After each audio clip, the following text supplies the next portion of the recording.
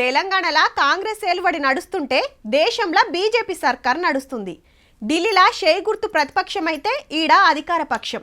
అక్కడి రాజకీయం వేరు, ఇక్కడి రాజకీయం వేరు. ఏది ఎట్లున్నా రెండు పార్టీల నడుమ పంచాదులైతే కామనబ్బా.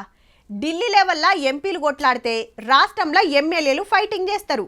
ఇవన్నీ ఎప్పుడు ఉండేటియే గాని రెండు పార్టీల నడుమ ఇయాల గీ పంచాది నడుస్తుంది. అదేందో చూడుర్రి మరి.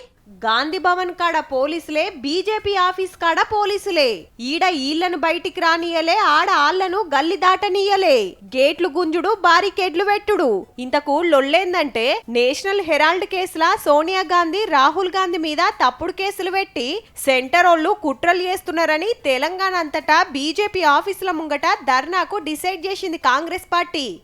రారి చూసుకుందామని ఆటికెళ్ళాళ్ళు కట్టెలు పట్టుకొని తయారుండ్రు. హైదరాబాద్ గాంధీ భవన్ కెళ్లి బయటికి రానియకపోయే వరకు గేటు ముంగట్నే ధర్నా చేసిండ్రు పిసిసి అధ్యక్షుడు Mahesh Goud sir, Congress incharge Meenakshi madam. Delhi court ఇచ్చిన తీర్పు మోడీకి చెంపపెట్టు లాంటిది. కోర్టు స్పష్టం చేసింది ఇది రాజకీయ కక్షతో కూడుకున్న కేసని, దీంట్లో పసలేదని. ఇప్పటికైనా మోడీ తన తప్పును తెలుసుకుని గాంధీ కుటుంబానికి క్షమాపణ చెప్పాలి. కొందరు గేటు దాటి బీజేపీ ఆఫీస్ దిక్కు ఉరుకొస్తే అరెస్ట్ అయిన వాళ్ళ దాంట్లో ఎమ్మెల్యే నవీన్ యాదవ్ అన్న గుడుండు. జిల్లాల సుత ఇట్లనే నడిచింది. కాంగ్రెస్ ఎమ్మెల్యేలు, కార్యకర్తలు జులూస్ తీసుకుంటా కమలం ఆఫీసుల ముట్టడికొస్తే పోలీసులు ఆగబట్టిండ్రు, అరెస్టులు చేసిండ్రు.